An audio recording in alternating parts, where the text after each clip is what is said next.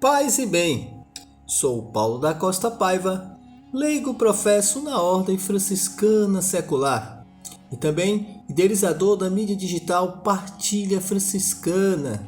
Lá você encontra tudo sobre a nossa mística, a mística dos penitentes terceiros de São Francisco de Assis.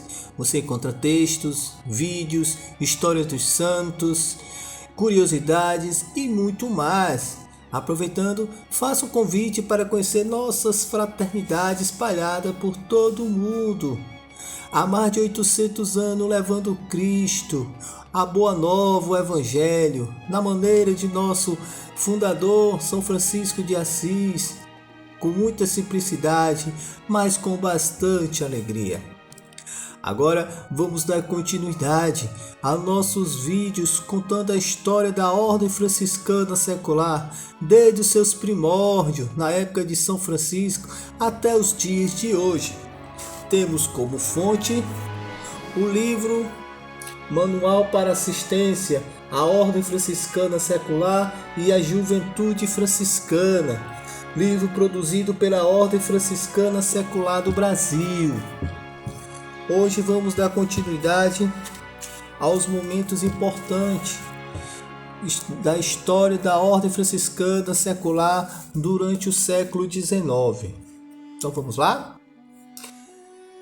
A supressão das ordens religiosas no século XIX, na Itália, na Espanha, como em tantos outros países, fará com que a Ordem Terceira sofra suas consequências. Como a gente já falou no vídeo anterior, a partir da Revolução Francesa, com Napoleão, surgiu uma grande perseguição às ordens religiosas, como também às ordens seculares, como a própria igreja em si.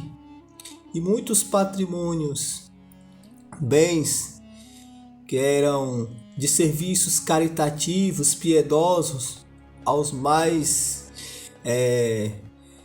os mais miseráveis, aqueles que viviam na total providência, na assistência do próximo, foram tomados pelos poderosos.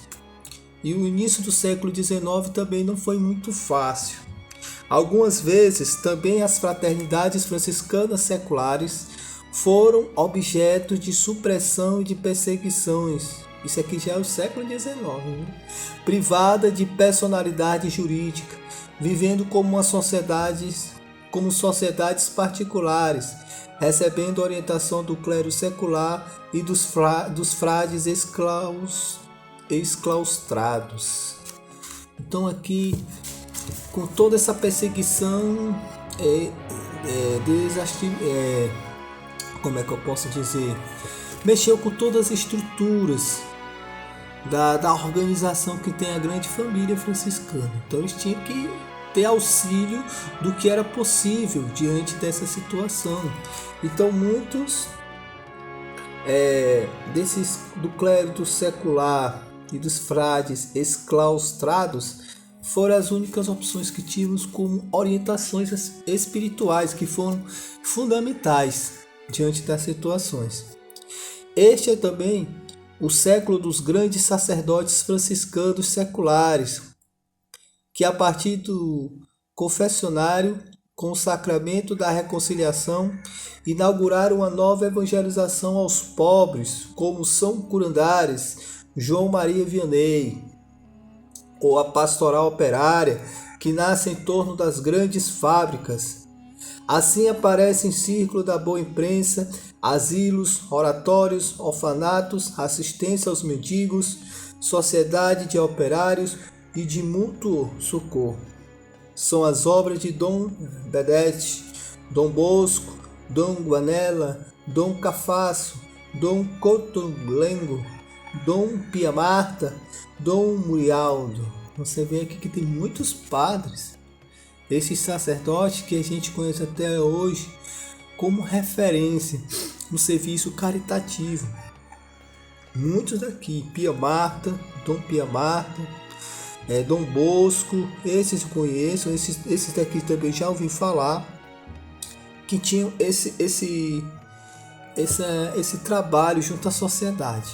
Então a gente vê que apesar de toda opressão, toda insistência de pedir o trabalho caritativo que a Ordem Terceira fazia, ela conseguia meios de superar toda essa resistência, toda essa dificuldade em benefício daqueles que sofrem.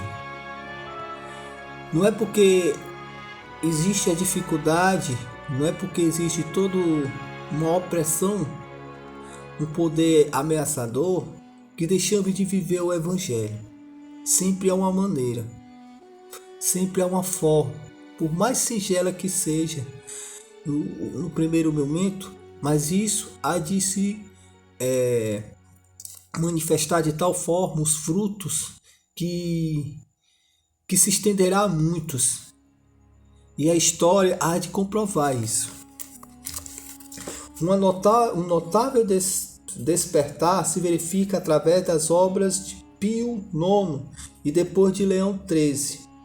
Durante o pontificado do Pio IX, os franciscanos seculares mergulham de cheio na questão social, com os escritos de qualidade de renovação, como o ensaio do cristianismo e a questão operária, do bispo franciscano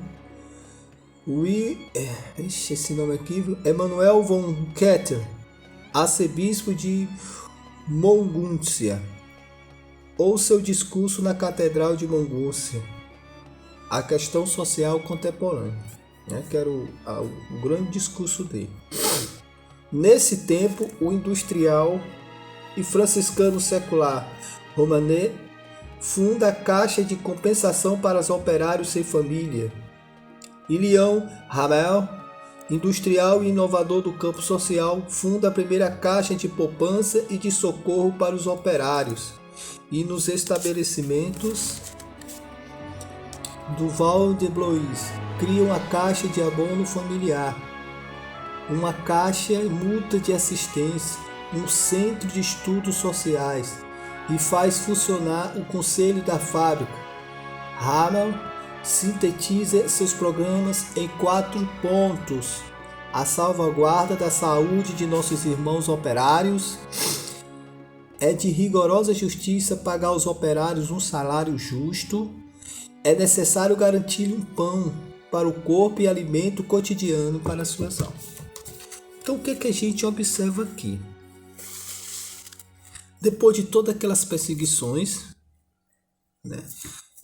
durante que surgiu inicialmente na época da Revolução Francesa, as instituições religiosas e essas perseguições prevaleceram até o início do século XIX, e isso foi se superando, e a resistência conseguiu se impor, dando aquele trabalho desde o seu início junto aos mais vulneráveis. Mas também tinha um problema que surgiu nesse período, ou um pouco antes do século XIX, que foi a explosão da Revolução Industrial. Produção em larga escala de muitos produtos. Para isso precisava de muitos operários. E esses operários, no primeiro momento, ao ser contratados, eles viviam num regime de total escravidão, até de mais de 14 horas de trabalho. E não tinha segurança, não tinha estrutura. Era adulto, era idoso, era mulher, era criança. As pessoas só viviam exclusivamente para aquele serviço e sem condição, sem estrutura nenhuma, numa total expectativa de um serviço de escravidão mesmo, Então essas referências aqui de industriais que provavelmente eram terceiros franciscanos, e provavelmente muitos desses operários, alguns deles, podemos dizer, não temos números no livro, mas também tinham franciscanos terceiros também. Então ele se compadeceu da dor, não somente deles, mas de todos, e começaram a ter algumas iniciativas próprias. A igreja também se preocupou com essa situação. E diante disso, a igreja, algumas instituições, a própria Ordem Terceira Franciscana começaram a se movimentar. E é nesse período também que surgem, ou durante o pós, um pouco tempo depois, surge a doutrina social da igreja, né? A doutrina social da igreja. Não confundamos que, e nem deturpe a ideia de que quando a igreja se preocupa com o social, é comunismo, é teologia da libertação. A teologia da libertação teve a sua importância na história, teve seu momento de apoio, de total suporte da própria igreja, da igreja Sé de Roma, que apesar de alguns grupos, de algumas alas, foram se envolvendo com o marxismo prático, que deturpou totalmente o primeiro momento da intenção da teologia da libertação. Mas fugindo da teologia da libertação, estamos falando da doutrina social da igreja.